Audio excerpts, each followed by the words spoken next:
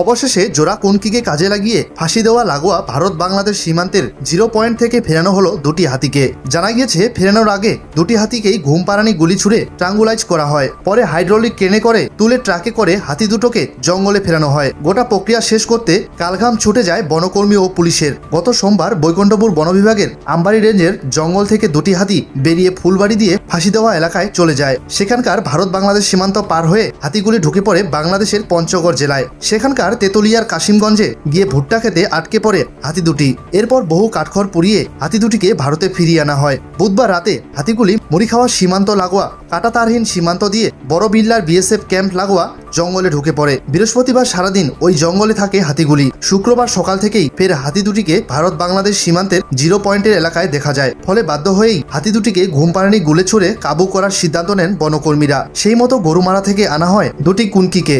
সেগুলিকে 0 পয়েন্টে পাঠিয়ে হাতি দুটিকে ট্রাঙ্গুলাইজ করে ট্রাকে উঠিয়ে জঙ্গলে ফেরানো হয়।